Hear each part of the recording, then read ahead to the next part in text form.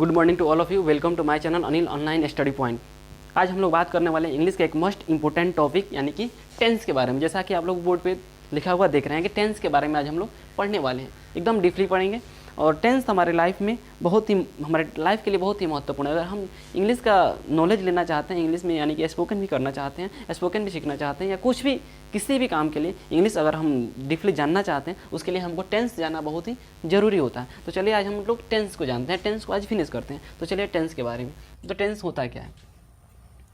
Tense जो होता है, लिख रहा है what is tense? A set of verb form that indicate a particular point in time और period of time in the past, present and future is called a tense. यानी कि a set of verb form that indicates a particular point in time और period of time in tense of in the past, present and future is called a tense. यानी कि जो tense होता है ना, tense जो होता है वर्ब के रूपों का समूह होता है। टेंस क्या होता है? वर्ब के रूपों का समूह होता है जो पास्ट, प्रेजेंट तथा फ्यूचर में किसी खास समय बिंदु या समय अवधि को दर्शाता है। यही हमारा होता है टेंस। ऐसा हम लोग पढ़ते हैं the changing form of verb is called tense. तो चलिए हम देखते हैं हमारा जो टेंस होता है वो 3 प्रकार का होता है। टेंस हमारा टाइप्स ऑफ टेंस। तो 1 नंबर में होता है हमारा प्रेजेंट टेंस, यानी कि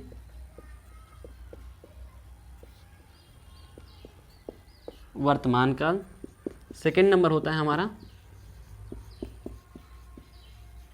पास्ट टेंस, यानी कि भूतकाल।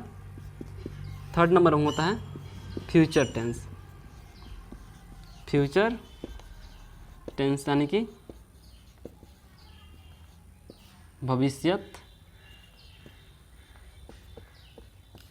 काल।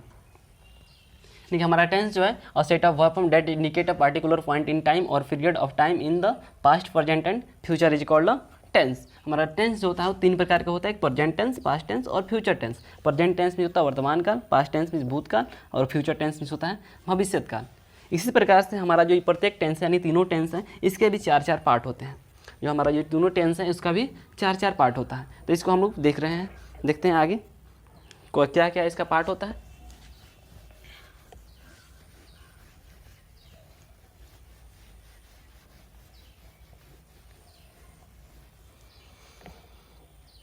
तो चलिए हम देखेंगे प्रेजेंट टेंस। प्रेजेंट टेंस के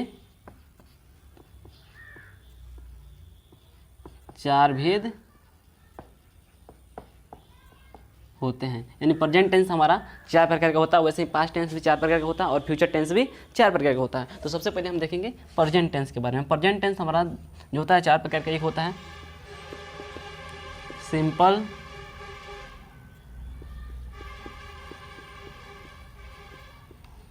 प्रेजेंट टेंस, या इसको बोलते हैं present indefinite tense.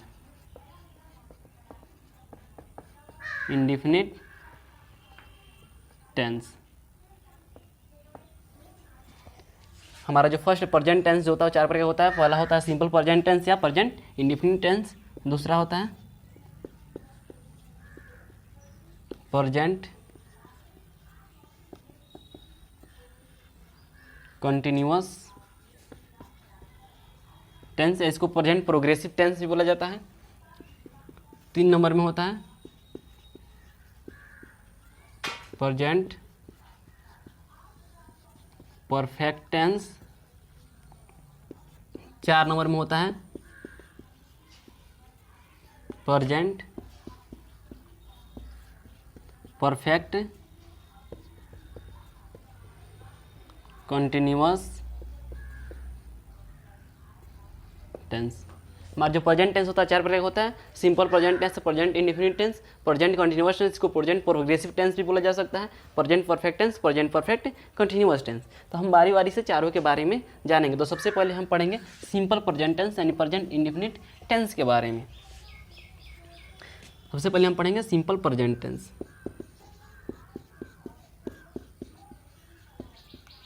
Present tense के बारे में। इसका जो पहचान होता है कि यदि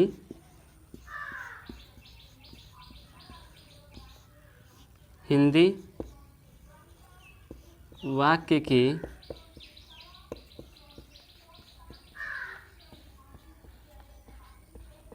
क्रिया के अंत में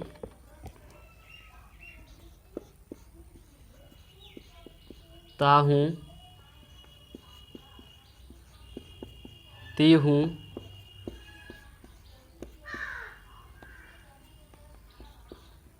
ते हैं, ताहो, लगा रहे,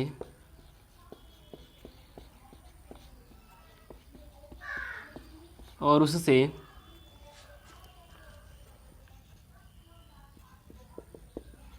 एक्शन, हैबिट,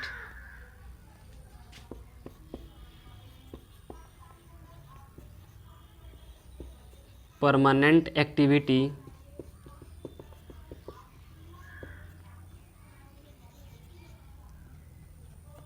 तथा जनरल ट्रूथ का बोध होता हो तो यदि हिंदी वाक्य क्रिया के अंत में ताहूँ, तीहूँ, ते हैं, ताहो लगा रहे और उससे एक्शन, हैबिट, परमानेंट एक्टिविटी तथा जनरल ट्रूथ का बोध होता हो तो उस वाक्य का अनुवाद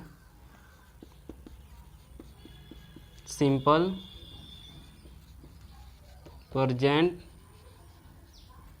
टेंस के द्वारा करते हैं।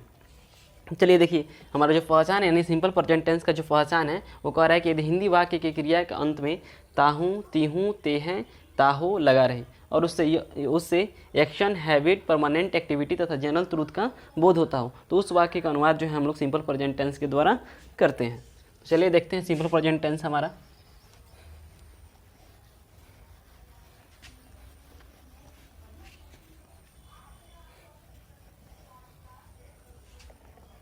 जैसे कि यहाँ लिखा रहे कि मैं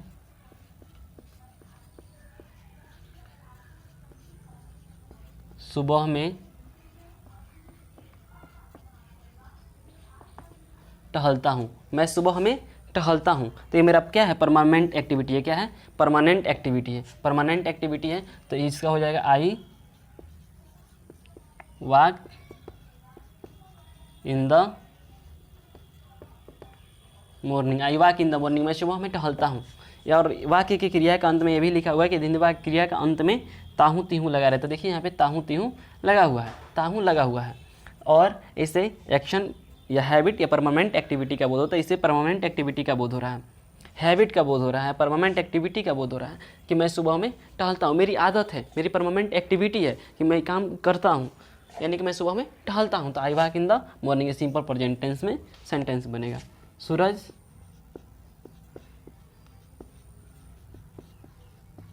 पूरब में निकलता है, सूरज पूरब में निकलता है। The sun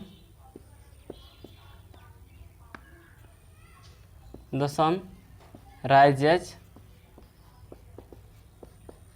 in the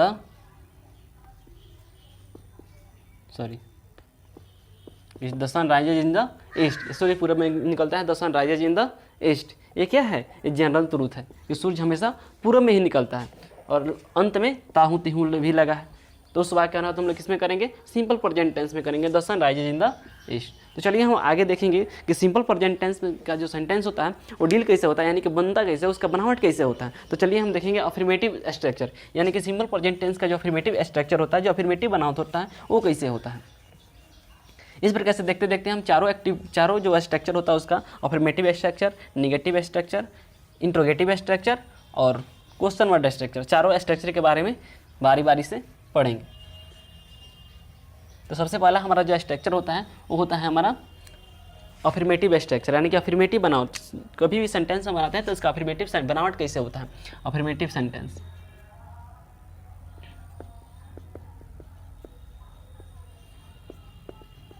affirmative rule, affirmative structure. Affirmative structure कहता है कि सबसे पहले क्या लिखिए, सब्जेक्ट लिखिए। क्या लिखिए सबसे पहले, उसके बाद V1 अब्लिक V5 का प्रयोग कीजिए। सबसे पहले सब्जेक्ट लिखिए, उसके बाद V1 अब्लिक V5 का प्रयोग कीजिए, और उसके बाद क्या लिखिए,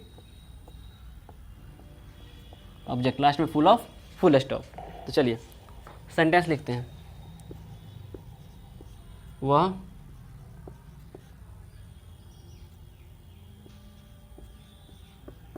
अपने घर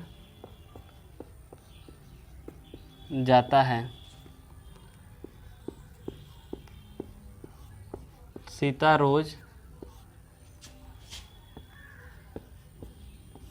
इस किताब को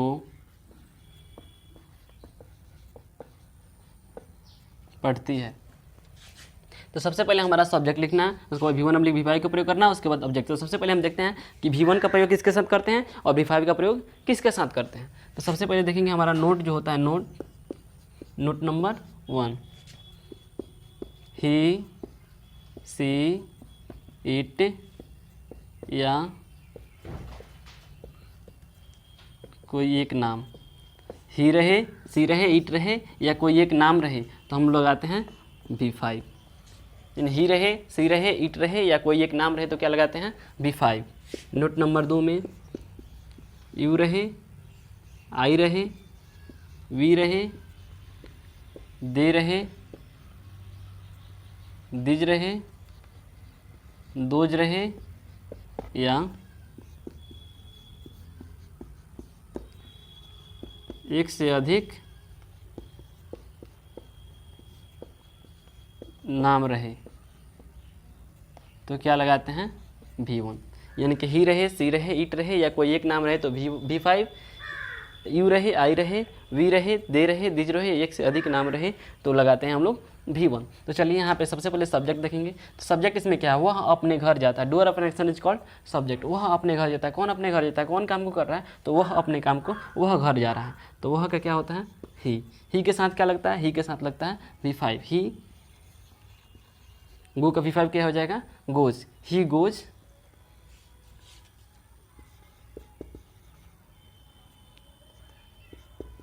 हिज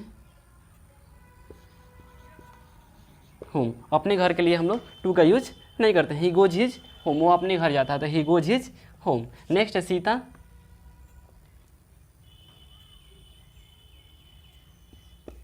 देखिए होम के पहले हम लोग टू का प्रयोग नहीं करते हैं, बट अगर होम के पहले कोई अपना यानी कि कोई अधिकारवाचक शब्द आ जाता है तो वहाँ पे हम लोग को टू का प्रयोग करना नेसेसरी यानी कि इंपॉर्टेंट हो जाता है। I goes to, he goes to his home, वह अपने घर जाता है। सीता रोज इस किताब को पढ़ती है। तो सीता रोज इस किताब को पढ़ती है, ताहती आ रहा है, इस किताब को रोज पढ़ती है, उसका आदत भी है, ठीक है ना। सीता यानी एक नाम है, एक नाम के साथ क्या लगाएंगे V5। Sita reads this book daily. Sita reads this book daily, वह इस किताब को रोज पढ़ती है। तो Sita reads this book daily. इस प्रकार से हमारा जो अफर्मेटिव सेंटेंस का स्ट्रक्चर है, यानी कि अफर्मेटिव जो बनावट होता है हमारे सिंपल प्रेजेंट टेंस का होता है, सबसे पहले सब्जेक्ट, उसके बाद V1 और V5 का प्रयोग कीजिए, उसके बाद लिखिए ऑब्जेक्ट। तो चलिए हम लोग फिर देखेंगे निगेटिव सेंटेंस, यानी कि निगेटिव बनावट कैसे होता है।